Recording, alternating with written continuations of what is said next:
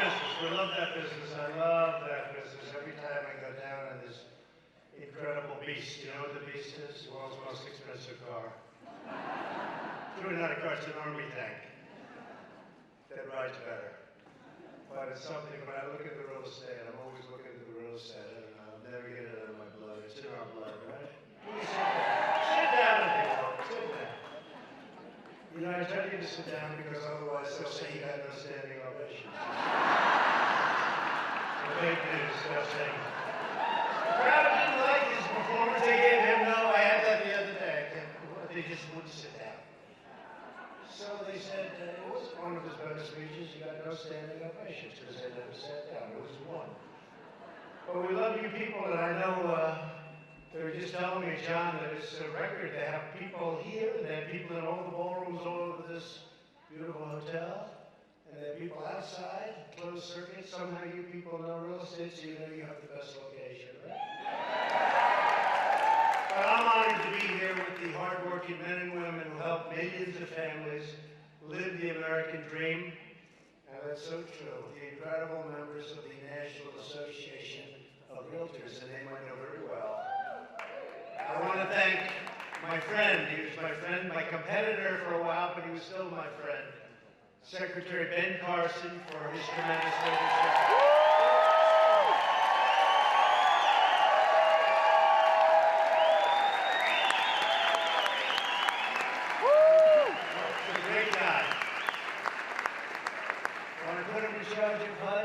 First, he was a very smart guy, very adaptable.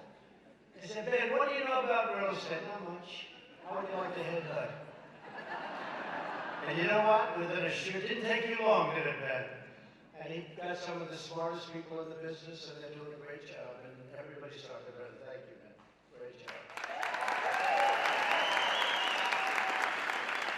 And I also want to thank the president of the National Association of Realtors, John Smeby. Where is he? Where is he? Hey, John, please stand up. Thank you, John. Great job.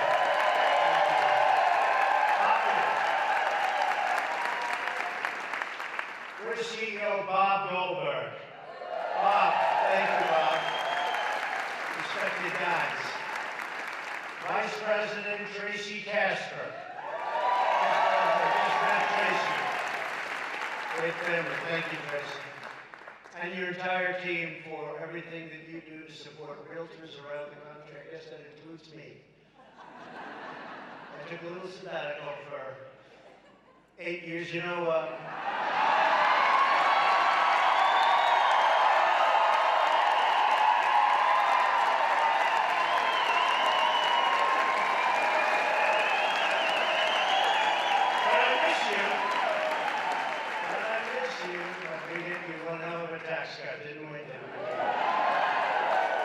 the regulation cut may be more important. You know, we did regulation cutting where you couldn't build jobs, you couldn't build anything. You'd have a puddle on your land, and they considered it to be one of the Great Lakes of the world. So you'd have a puddle.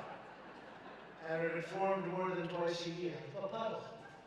We used to call it a puddle. They called it a lake. It came in lake research. I actually had it happen to me in Bedford, New York. I was building a development. I was going to build some really luxury, beautiful houses, very great area, and it kept, that's right, New York, New York.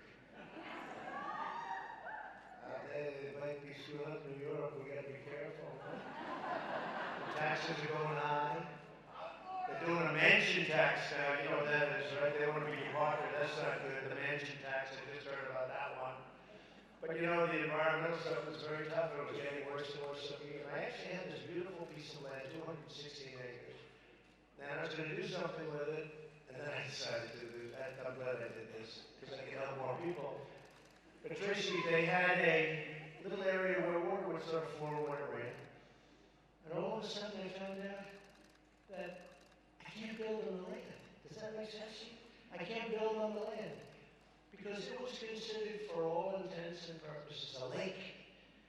And how did people find out about the lake? My consultant told them, because this way you have to use your environmental consultant longer, pay more money to get you out of the jam. Isn't that nice? They fired his ass so fast.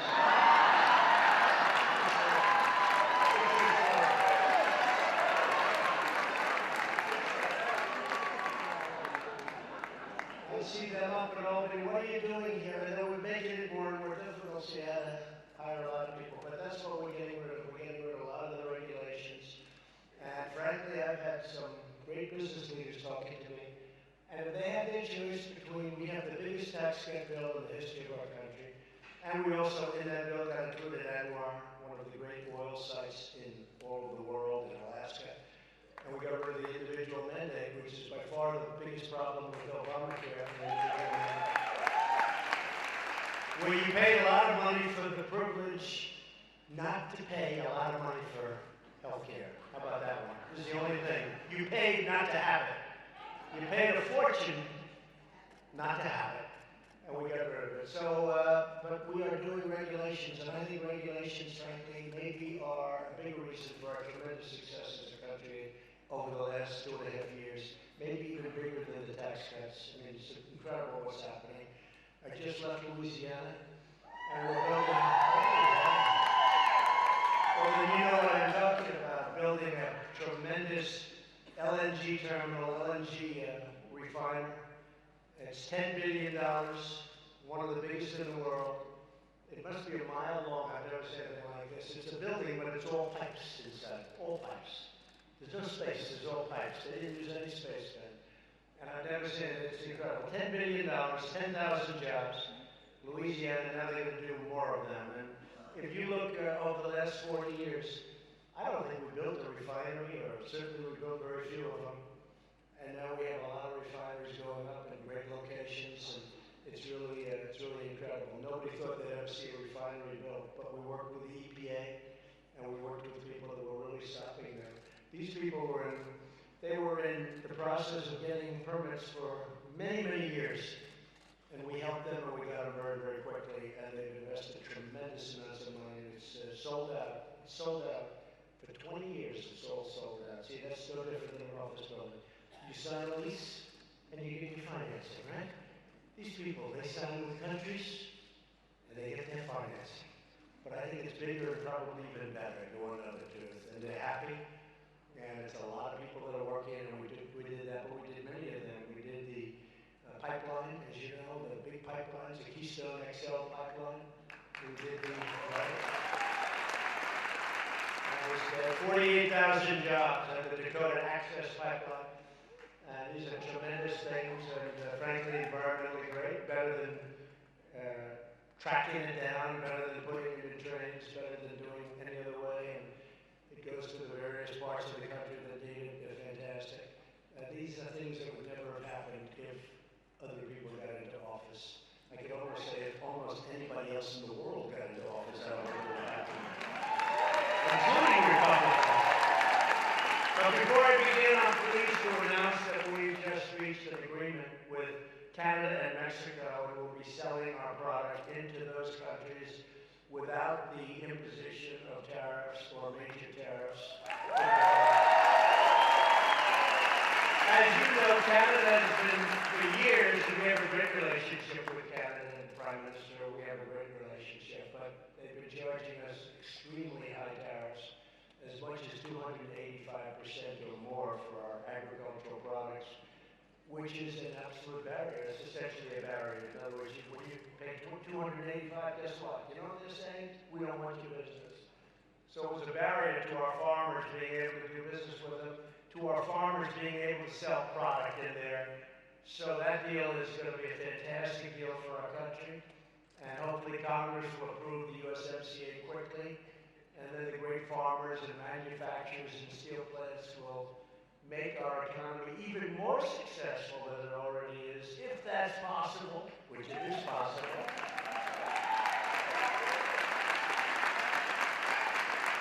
We could have the greatest economy in the history of our country. We could have, if you look at the unemployment numbers, the best since 1969.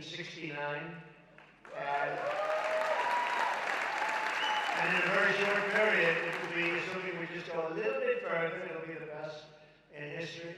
The unemployment numbers are great, but the employment numbers are even better. We have the most people working today than at any time in the history of our country. We have almost 160 million people. And many of those people are going to go out and buy a house, right, Tracy? They're going to call Tracy, I want to buy a house. And I won't pay you 6%, Tracy. I'll pay you 1%. I was famous for that. No. Don't worry, nobody accepted it. Don't worry. But I tried my hell. No, but I did it down to 4 or 5. That's not so bad. I had one case in Palm Beach. Believe it, $100 million house. Can you believe it? And the broker did a fantastic job. And I told the broker, I'm paying you more than you're supposed to get. You got millions. Sold the house for $100 million. You believe it? Bought it for 39. Then I sold it for 100. It wasn't immediate. A couple of years. That's okay. I had to paint it inside a little bit, little paint. A little fix up. A little fix up. I call it a turnaround. But I had nothing to, I had a beautiful house in Mar-a-Lago, and I said this was one that came onto the market through really a tragedy, a very sad situation with the owner had a tremendous problem. And so it was put up and I got it and I sold it. I flipped it, but I had a great broker. 2 good brokers actually, but I paid them more money than they actually asked for. I made a deal with them and I paid them more. And I've done that a lot. I've also done it the other way where I'm not so happy. And I do a little bit, I won't talk about that today. We'll save that for another time. But really, there's nothing like a good broker. I mean, you're no different than a great surgeon, a great anything. I mean, you're not all brokers. You're realtors and you build and you rent and you lease and you sell. And honestly, I've seen cases where you give it to the wrong person and you just sit and you just die with it. And then the right person comes along and it's like genius. It's like genius. And you have to remember those people. Those are great people. And you have to reward them properly. I really mean it. You have to reward them properly. So you are really, truly fantastically talented people. There are some probably in this room that don't have such great talent. You know who I am and you know who they are. But you have some tremendously talented people in this room. I know this business so well. I love this business. And you have people that can really do a job that very few people can do. And frankly, if you went into another business, you'd do great with that too. But there's something about the real estate world that's it's incredible. You just love it. It's in your blood.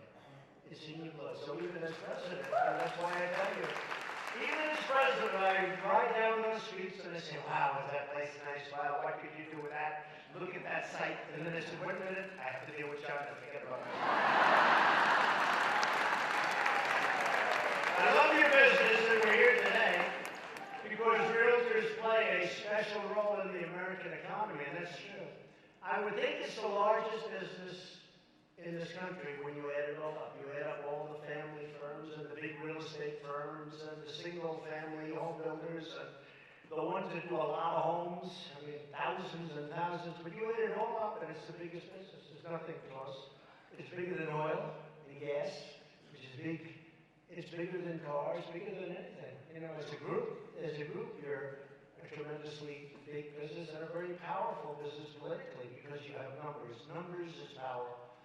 When a young family needs room to grow, when a new job sparks a new adventure in a brand new, beautiful city, when parents want to find the right neighborhood and schools for their children, Americans put our trust in you, our great realtors, and that's true.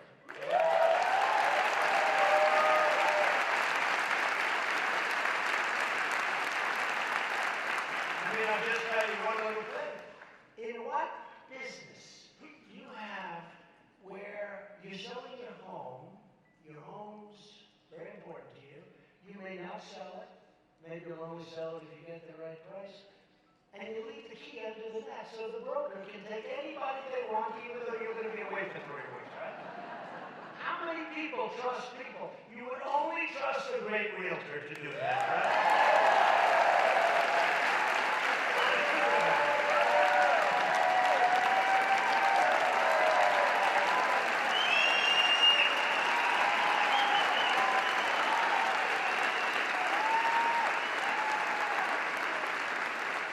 They have a speech, and I have a great speech writers, but they don't know this kind of stuff, so this is all,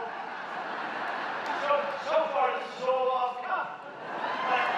But they don't know what I know, and they don't know what you know, because they write speeches, and our economy is great. I think you've heard that before. kind of little things, right? And those are the little things that make you great. Home is where our hearts are. And all of you as Americans, you find a home for the ones that you love the most. So today I want to thank all of you. This is a time of extraordinary opportunity for our country. And as I said, I think our country is doing better now than we've ever done before as an economy. And I think it's going to get even better. We're the envy of the world. There's only truly never been a better time, in my opinion, to build and break ground in America. People are making a lot of money and they're doing well and jobs are so good and so many positive things are happening. We've added nearly 6 million jobs since my election, including more than 120,000 real estate jobs. You believe that? See, I use that as a negative. I say 120,000 more people that we have to compete with, right? What do we need that for? We've also gained more than 650,000 new construction jobs. And you know, if you remember when I first came here, and if you remember 3 years ago, 4 years ago, 5 years ago, it wasn't so good, but right now America really is once again a nation of builders. We're building again.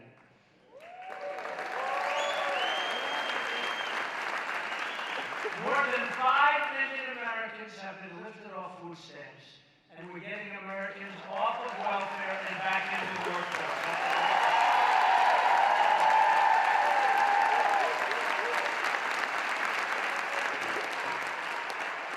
That's a great thing. When you think of it, 5 million people off of food stamps, you know what that costs? First of all, it's a tragedy. But you know what that costs? So they're off, and now they're working. So they're actually paying taxes instead of really it's costing a lot of money. Food stamps is very expensive. And very importantly, women filled more than 60% of all of the new jobs created over the past year.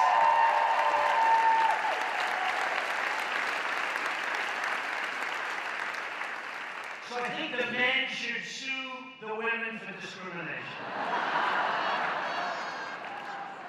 They should sue. They're a great lawyer. And after years of stagnation, wages are rising fast with the quickest growth for blue-collar workers. The best statistic of all. And people don't know, everyone's doing great. The rich are doing great. The not-so-rich are doing great. The middle income is doing the best. But the best of all, the blue-collar worker has the biggest percentage increase of anybody.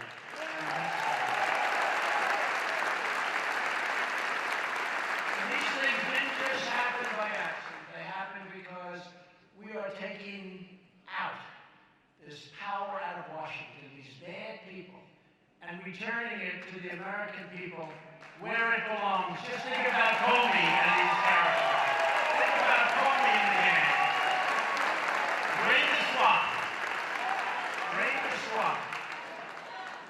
Comey, Brennan, Clapper, we're draining the swamp.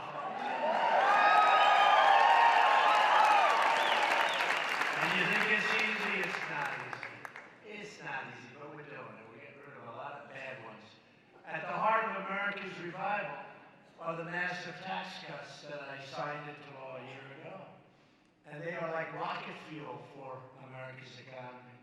The typical family of four earning $75,000 is now saving more than $2,000 on their income taxes. Money they can put toward anything they want to put it, including saving. Many small business owners are here today, and you can now deduct up to 20% of their business income, one of the most significant small business tax cuts in America.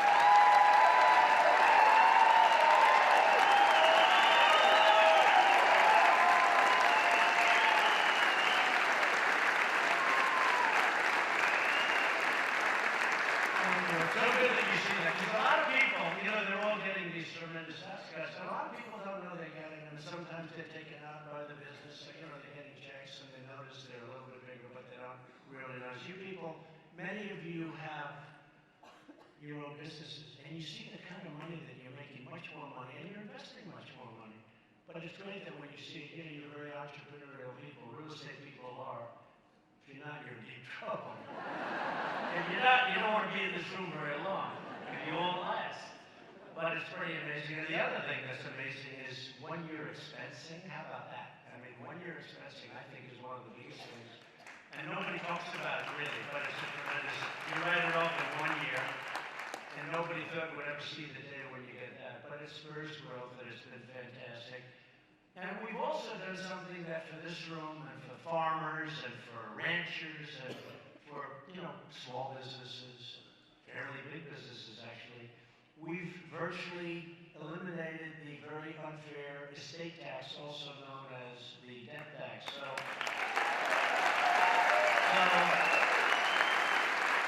if you want to leave your real estate company to your child or your children, they like real estate, they have an aptitude, and you love them and they love you, otherwise don't do it, the hell with them.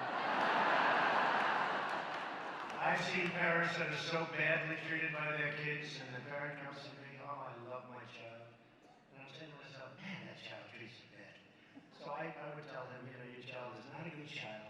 But for those of you in the room, and I would say that includes probably 90%, I'd say there's 10%, who does not love your child or child? Anybody want to raise your hand? Oh, no, I can't believe I got to raise this hand. No, I'm not going to ask your name. I'm not going to. But what we have now is you don't have to pay any estate taxes. You know what that is? That's a big deal. Because a lot of times, and it happened with the farmers, where in some cases they're land rich but not income rich. But the farm's been in the family for 150 years and they love it and they do well and that's what they do. They love it. They wouldn't want to do anything else. And they die and it would be taxed on the value of the land and all sorts of things happen. Then they go to the banks and they borrow money and then they have a little downspell and they end up losing the farm, losing the business. You have no tax to pay anymore and nobody talks about it, but to me that's a big thing. That's a big thing.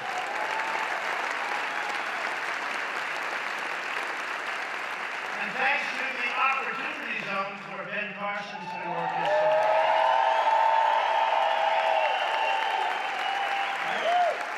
Made possible by tax reform, we're making enormous investments in distressed communities. Tremendous.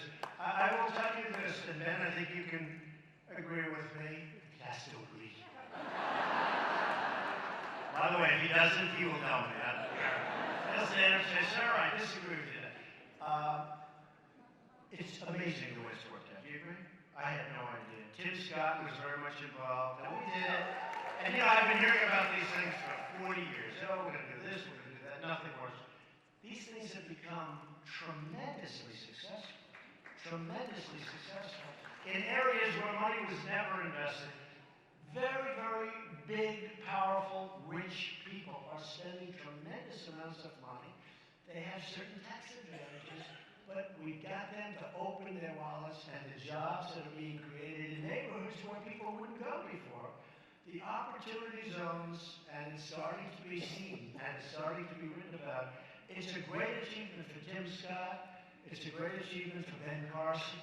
It's really some of the people the early people, Ben, that were, who else would you say, Ben? 4 or 5 people that really were in the forefront. But you two, I say in particular. I'm going to get myself in trouble with the other 3, but I'm not going to bother, because you people don't care who the hell they are. But they know they did a good job, right, Ben? They know they did a good job. So we're honored to be joined today by one of the patriots leading the charge on opportunity zone development, a fantastic man, a fantastic football player, by the way. For those of you that remember, he's still young. A longtime member of the association, Bob Turner. Bob, come on up. Let us know. Let's have a little information.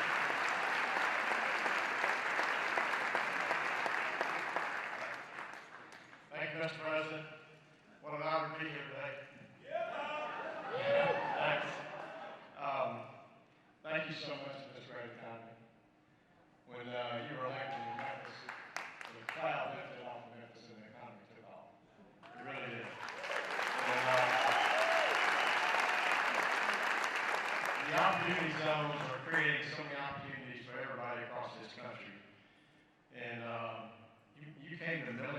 Tennessee a couple of years ago.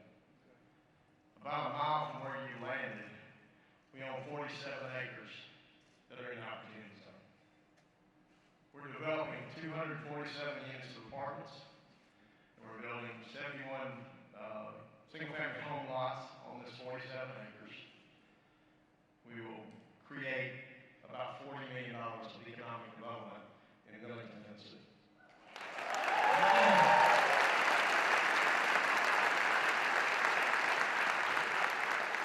Millington has not seen any new developments for over 10 years. No new apartments, very few houses, and it's home of the Naval Air Station, Naval Base, with your fine patriots.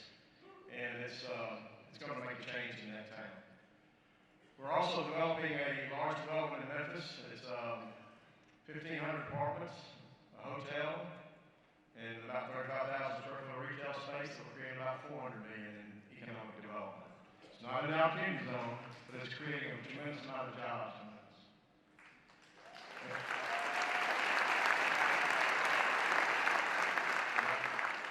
So, as realtors across this country, we've been talking about this all this week, and I've told them they are the catalyst for this opportunity zone with Mr. Carson and President Trump. And without it, we would not be able to revitalize these communities that need help. I had the opportunity to come to the White House and represent our realtors in your economic summit for the opportunity zone. And I thought it was all about real estate, but it's about workforce. It's about housing. It's about every kind of economic development you can do in these zones. And it's really going to make a difference. As you said, the money's flowing. The day that y'all release those rules, the faucet turned on. There is hundreds of millions of dollars looking for a place to invest in your communities. And this group here, Mr. President, is in the center of it.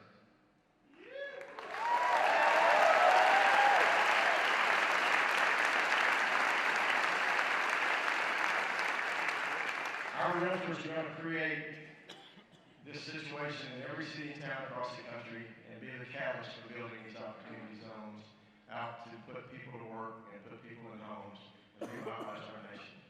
And we, on behalf of the realtors, we want to thank you. And I want to say one more thing. Thank you, Mr. President, for making America great again.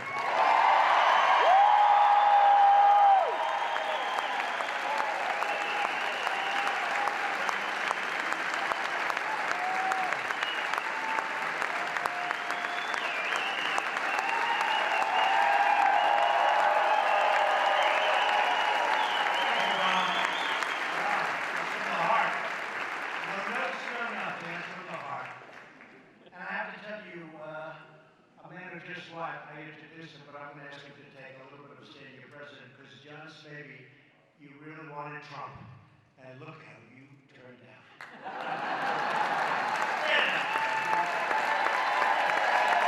You wanted Trump.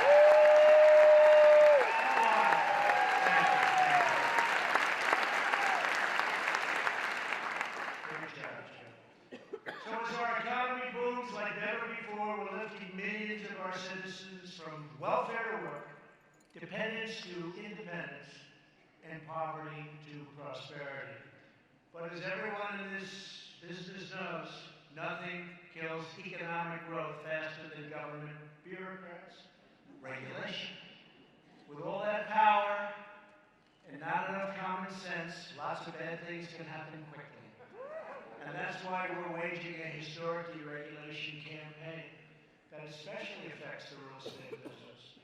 And that's liberating our citizens from bureaucracy and freeing our economy to soar higher than ever. And it can continue to go up. To see the disastrous results of overregulation, you take a look at what's going on in California. Housing costs are among the highest in the country. Development restrictions make it sometimes impossible to build what they do. I mean, years and years of turmoil. I have one job, it's called the Coastal Commission. Oh, they're fun to deal with. If you're really good, you'll have your permits within 20 years, or not have them within 20 years.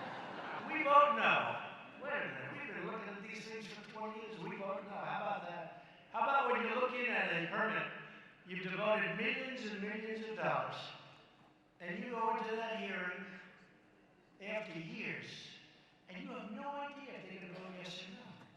And oftentimes they vote no. So we're trying to end that. State and local regulations can easily add $200,000 to the price of a single home. And it's no surprise that in California, and I don't want to single them out, but they have a train going up there, you know, this fast train, you heard about this disaster? I mean, you people know how to build on time, on budget, preferably ahead of time and under budget, right? This is a train that's not working out so well. It's a fast train, but not a bullet train, so it's not that fast. It was going to go from San Francisco to Los Angeles, and then a thing called cost overruns happened. And many of you know that as well. It's in the thing there, because I said, we're not paying any more money for it. California's lost control. And it's an incredible thing. It's got to be a straight run.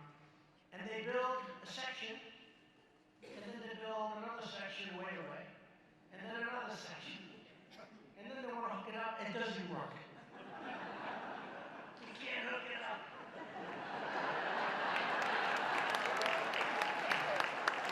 It doesn't hook.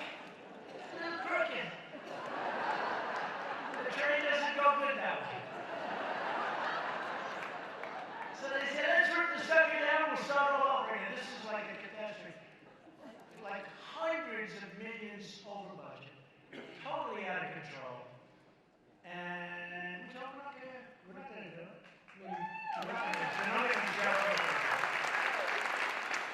So think of this. Think of this. It was going from San Francisco to Los Angeles. Now, the price had to be very, very high. Much more expensive than Southwest Airlines, which goes in 1/3 the time. So I said, wait a minute, what are they doing? You got an airline that goes from San Francisco to Los Angeles, much faster, and it's at less money. So how does this work? And again, it's not that really fast trade, it's just a fast trade. Meaning it's slow, meaning it's obsolete, right? You know, it's obsolete before, if you're gonna do it, you do the bullet train, you do the really fast deal. So it's obsolete before they start, but they had a way of doing it. They were going to show me the governor, nice guy, nice young guy. Talking about forests. Clean up your forests. You won't have forest fires. Clean them up. He blames it on global warming. I said, no, try cleaning the floor of the forest a little bit. So you don't have 4 feet of leaves and broken trees that have sit there for 25 years. Try cleaning the floor of the forest. You won't have forest fires. And I got killed for that. It's called forest management. I got killed for that. And then about 3 weeks later, they announced I was right. Because I was out there last year, and what I saw was so horrific with some of the fires. So many people killed. The fire was, you talk about bullets, the fire was like a bullet. So on the train, they have a solution. The solution was, we'll make it shorter. So instead of going from San Francisco to Los Angeles, beautiful, right in the middle, they cut all of that out. They cut all of, and now you go from this tiny little town to another tiny little town for billions of dollars. And they think they can do it for just billions of dollars more than the original projection. These people are crazy. So I told the great Elaine Chao, Secretary of Transportation, doing a fantastic job. I said, Elaine, it's over for them. This has been going on for many years, long before I got there. I would have told them, I would have said, listen, if an airplane's much faster, what are we doing? No, what are we doing? And I also would have done the super modern thing, and we would have had it built on time, and we would have had it built on budget, and it just didn't work out that way. It's a mess, and we're not paying any more money into that one. That's a disaster if you've ever seen it. Make it shorter. How do you like that, John? Is that a good idea? Cut the big cities out, a little too much, too expensive. Let's make it like real short. You have 3 people on it a day. So we're reversing years of calamitous trade policies that gutted the American middle class.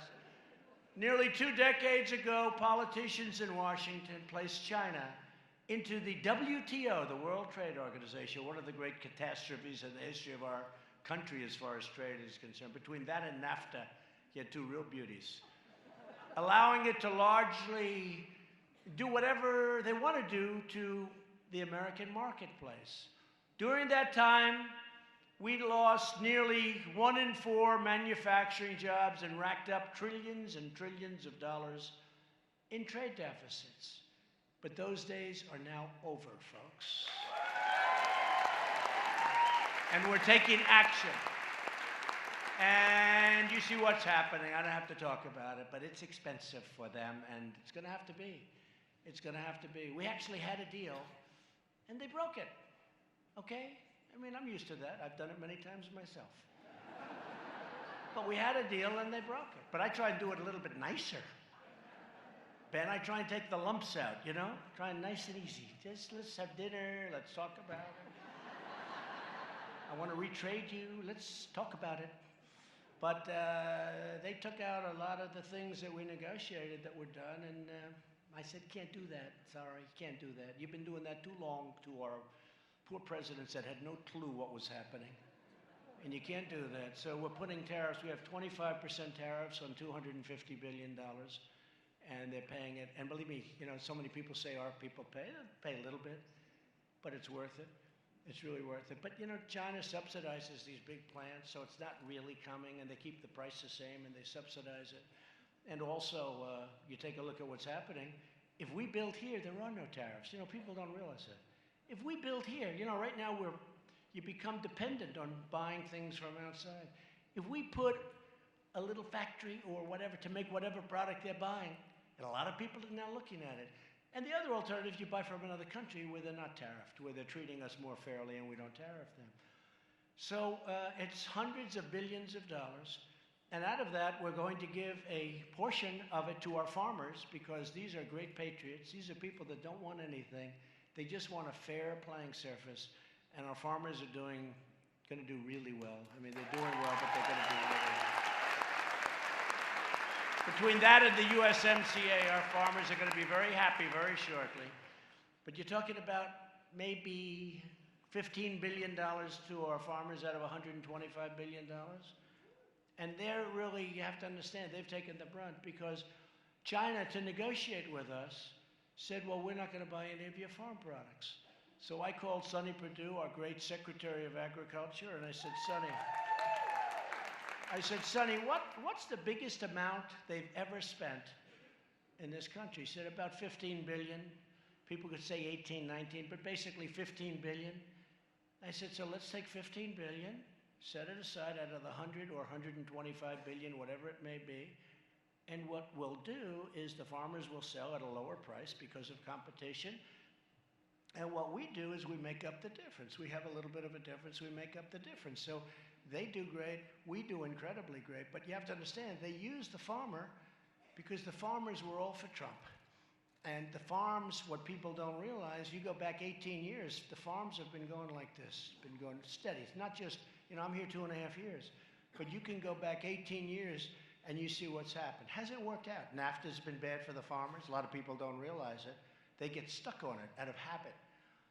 But we're taking care of our farmers, and everybody's happy about it. I've never heard a complaint, literally. But these are patriots. I watched some people on television today because some of them don't even know what I just told you. They said, yeah, we're hurting, but I know that China is doing terrible things to us for many, many years, and we want our president to fix it. And this is the only president that's had the courage or the guts to fix it, and we're behind our president all the way. That's the farmers say that. The farmers.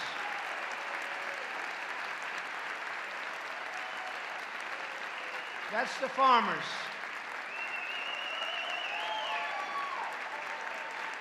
Farmers are incredible. I don't know. They may even be better than the realtors as far as I'm concerned. I think they're better than the realtors. I'll tell you a quick story about farmers, though. Recently, I had about 22 of them in my office in the White House, in the Oval Office, the room right next to a beautiful conference room. And we're sitting there, and they're explaining how, you know, they're not doing the business with China. then frankly not doing the business with Canada, Mexico, because immediately, in order to negotiate, they stop buying from the farmer, right? Because that puts political pressure. They think it's very unique. It's not unique at all. But I said to them, so how are we doing? They said, well, we're not doing well. I said, well, we're going to help you out. We're going to give you subsidy. I'm going to try and get you subsidy. And one of them looks at me and says, sir, we don't want subsidy. We don't want a handout. We don't want that. I said, you got to be kidding. You're the only group that's ever said that to me. Countries come in, they want help. Everybody wants help, they want free. What do you mean by that? We don't want that. We want to produce. I've been on this land with my family for 150 years. He said, my family's been here for 152 years or something. He said, we just want a fair playing field. It's not fair what they've done to us with Canada charging us 285% tariffs. We took care of that. With all of the things that happens, and then China, every time they want to negotiate with the United States, they stop buying farm product. And China's massive. They can buy a lot or stop buying a lot. And they use the farmers to negotiate, and especially with me, because they know I love the farmers. And they know the farmers, you look in the middle of this country, that whole thing is beautiful Republican red. That whole thing. So they use them. But I thought it was incredible. They said, we don't want subsidy. We don't want a handout, sir. We don't want this. We want just a level playing field. Let us do what we do better than anybody in the world. I said, man, is that nice. And every single person in that room agreed with him. It was great. So I had to tell you that story. It's not a real estate story, but I found it to be pretty amazing because I'm on the other side all the time. Every day people come in and they all want something. Countries want military protection. Really? You want it? Wealthy countries, you going to pay for it? No, we would think you'd pay. Oh, really? Those days are over too, folks.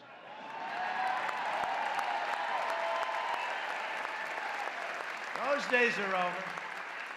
That's almost as bad as trade, you want to know the truth. But we're getting it all fixed up. After years of building up other countries, we're finally building our country. And I've directed federal agencies. Thank you.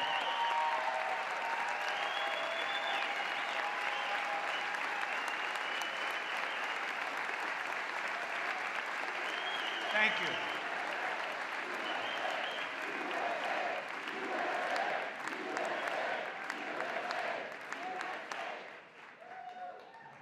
Yeah, you just, you smart people.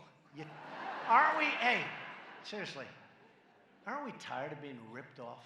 We're being ripped off by everybody. I tell people about NATO. NATO's fine. But I got them to spend $100 billion more. We were paying essentially for most of NATO. I got them to pay $100 billion, and believe it or not, that's not nearly enough. It's big stuff. But the European Union treats us, I would say, worse than China. They're just smaller. Can you believe it? They have trade barriers. They don't want our farm products. They don't want our cars. They send Mercedes-Benzes in here like they're cookies. They send BMWs here. We hardly tax them at all, John. We hardly tax them at all. Yet you want to send our cars over there? Forget it. You want to send our agricultural products over there? Oh, I'm sorry. We don't want them. We have our own farmers. It's a very unfair situation. Medical equipment's a big business, believe it or not. All the big equipment, medical stuff.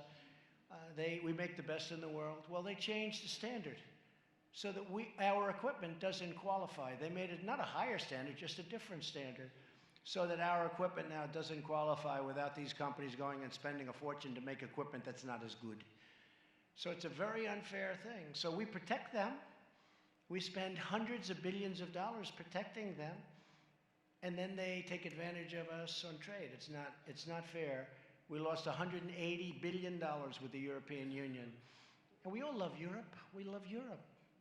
I think they got to be careful with Europe, frankly, but we all love Europe.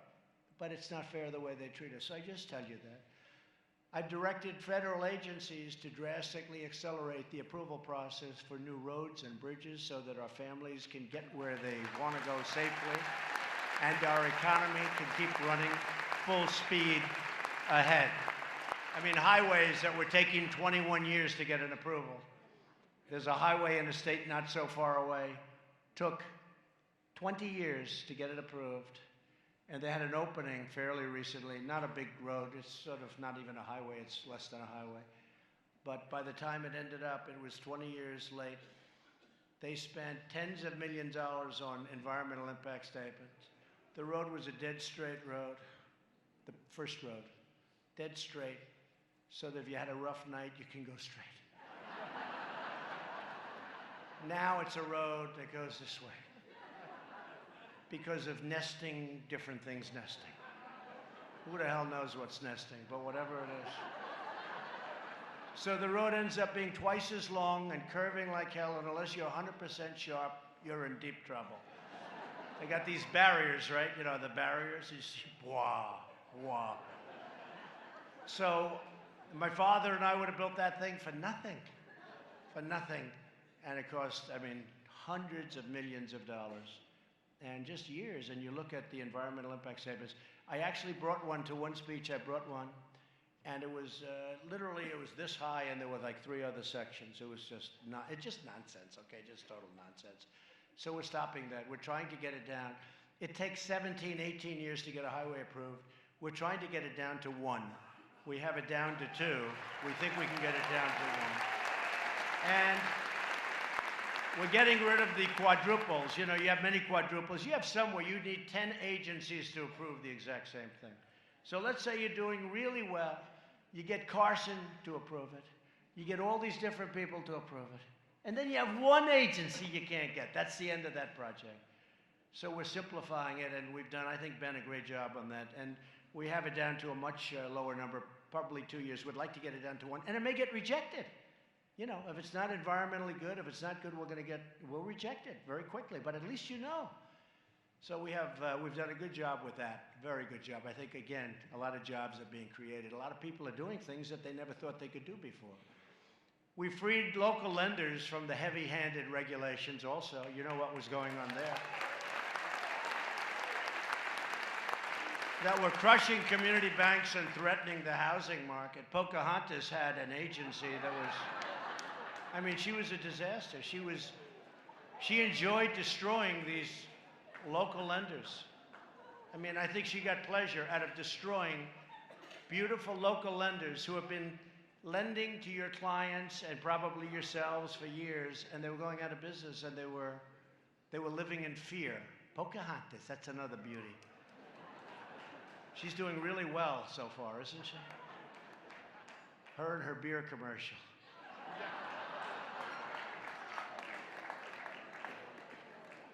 How about the kid? Did you see the way she got the kid? Did anybody see that? Anybody see? Where she wanted the child brought in front of her?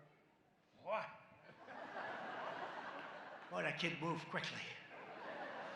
Nah, she's got a lot of pent-up anger. She's an angry person. But you know what? Making it very tough on people that you know. You know exactly what I'm talking about. And now we have that running beautifully, and they're loaning, and they're nice people. You know, they're nice people again. By some estimates, under the previous administration, CFPB regulations cost credit unions a stunning $6 billion. Well, that's what we're talking about. That was her baby. And she had the man that was in charge of that running in the great state of Ohio. But Mike did a good job, and I did a good job. We fought, and your current governor came from behind, and he was down by 6 or 7 points with a couple of days left. We went out, we made a rally like you wouldn't believe in the great state of Ohio, and he ended up winning by 6 or 7 points. And that was a great day for Ohio. We love Ohio. That was a great day. Last year, we rolled back the Dodd-Frank regulations that were crippling local banks that millions of home buyers and small businesses rely on.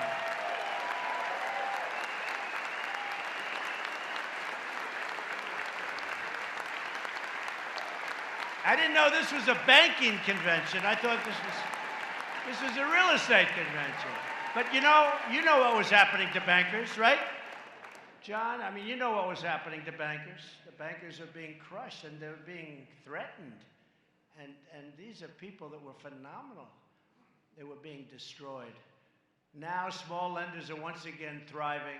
They're free to invest in our communities and help more families experience the joy and the pride of home ownership.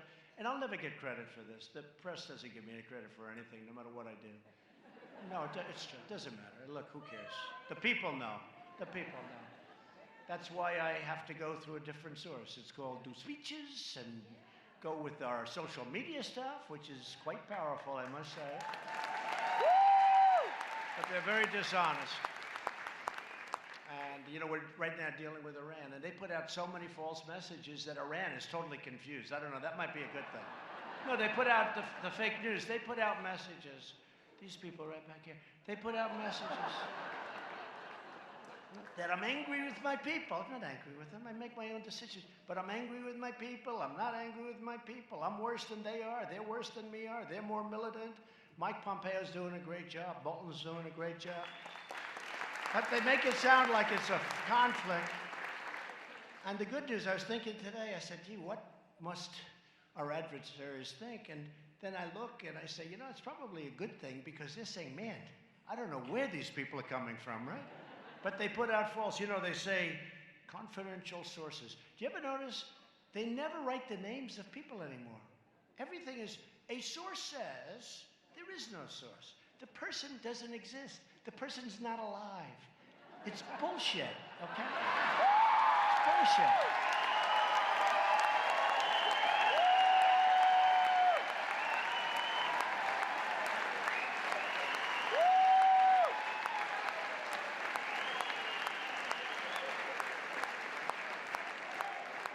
Three people who were at that meeting, you know, meeting of like 7, 3 people have confirmed that this happened and that happened.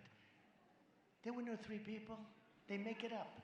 These are bad people. These are people, that's why I came up with the term, fake news. It's a good term.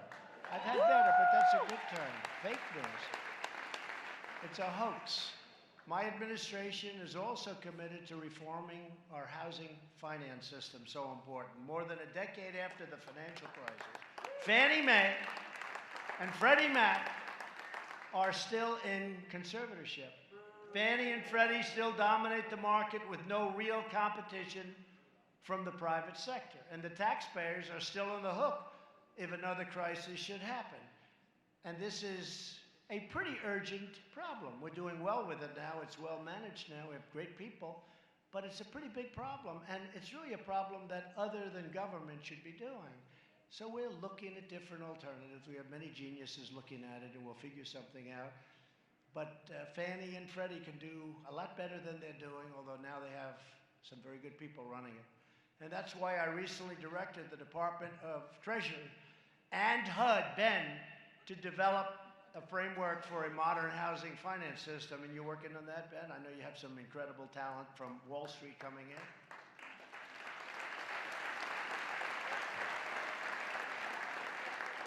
We actually call on very smart people, you know? Somebody said, why are you using Wall Street? I said, because I want to get very smart people. I want to get people that do this. And one that welcomes the private sector, competition, protects taxpayers, and preserves home ownership for future generations to come. So we will be working closely with Congress to pass these critical reforms, and we will consider taking other administrative actions to modernize our housing programs and to ensure more affordable housing, to get rid of ridiculous regulations so you can build and build quickly and build beautifully. Actually, you'll put more money into the house because instead of spending on a ridiculous paperwork, you'll be able to buy better lumber and better flooring and better windows.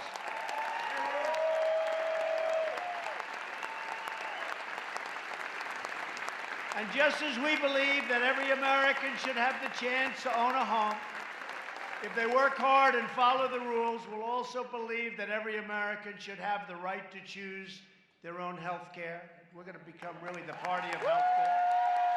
That includes our newly created association health plans that a lot of you are using.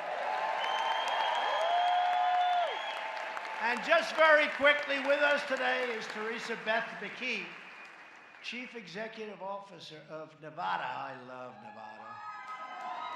Nevada Realtors. Come on up, please, Teresa. Please, thank you.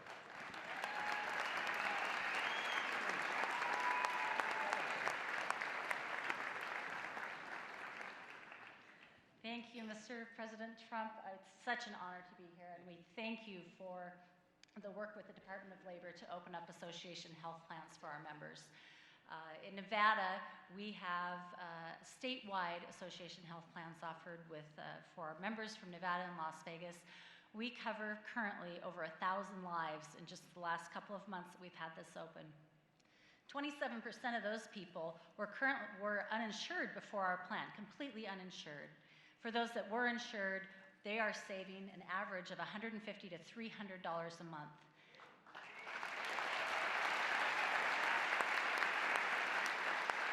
It's saving an estimated $2 million in Nevada this year.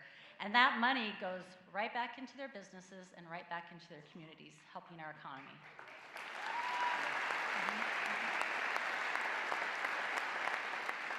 I have one member who could not afford to insure his family. He let his health lapse, needing urgent hip and back surgery. When he was able to finally get this affordable full coverage care in Nevada under the association health plan, he was able to, in his words, get back on track, be the breadwinner for his family again, and make himself great again.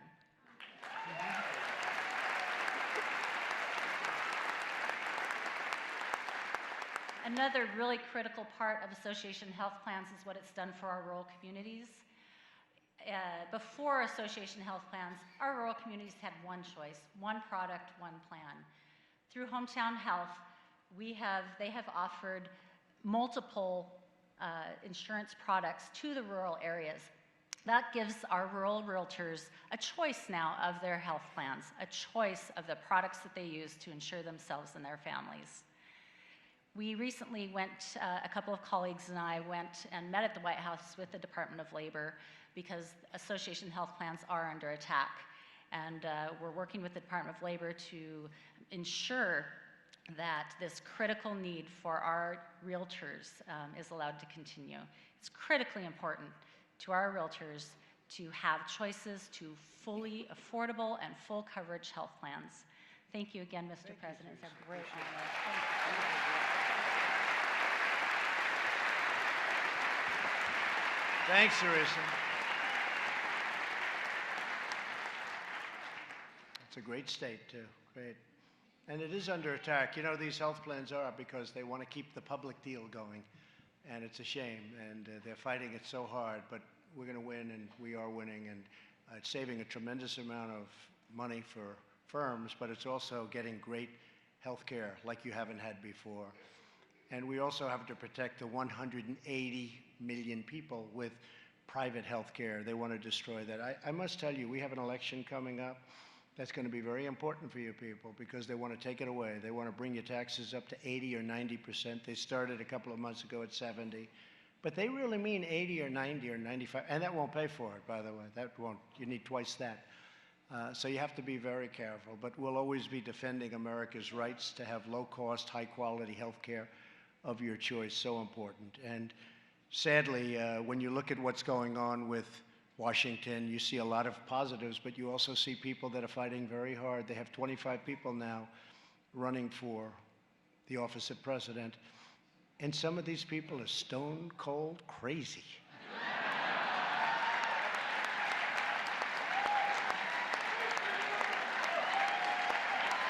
I mean, they're promoting the biggest socialist takeover in the history, really, of the world. Because if you think, I mean, this is the United States, and they have a $100 trillion Green New Deal. Nobody has any idea what the hell it is. They know that you can't take a plane anymore. You have to take a train to Hawaii. A train to Australia, and a train. Hey, if they can't build from San Francisco to Los Angeles, what's going to happen when they say, let's build a train to Europe? Let's build one up to Europe. We'll go a fast train. 100 miles an hour. Let's see. Well, a plane goes 6, so you got a long trip in a train, I'll tell you. This is crazy. This is crazy. But I don't want to hit it too hard. I want to save it for the election because I don't want them to change. You know? I don't want them to change. I don't want them to have time to pivot. I want them to go with this stuff. But we still have to be careful. And It'll never happen as long as I'm president, so you can bet on that. So just to finish up, you're friends of mine. I know a lot of people in the room. And home ownership and what you do as realtors and as real estate people, this is a part of Americana. This is a great, great thing you do. You work hard. You love people. You love this land. You love this country. You take care of employees. In some cases, you are employees, and you love the person that takes care of you. But you're very, very special people. I know so much about what you do because I did the same thing. Can you believe it now? It's almost 3 years. Can you believe this? Who knew this was going to happen? It just shows how smart you are when you can go and do this. And they say, but he doesn't have any experience. But you know, intelligence is a very, very good substitute sometimes. And I'm gaining a lot of experience very fast. I have a lot of experience. And I had a lot of experience because I was in your business. And you do everything. You build, you lease, you rent, you negotiate. You deal with foreign people. You deal with people that live right next door. You do everything. You're very smart, and you love your business. And I loved being here. And John and everybody, thank you. And Ben Carson, thank you. And this was great. And go and enjoy your lives and keep building, and we'll keep the economy strong so that you will go on and on and on. Have a great time. It's been my great honor. Thank you very much, everybody.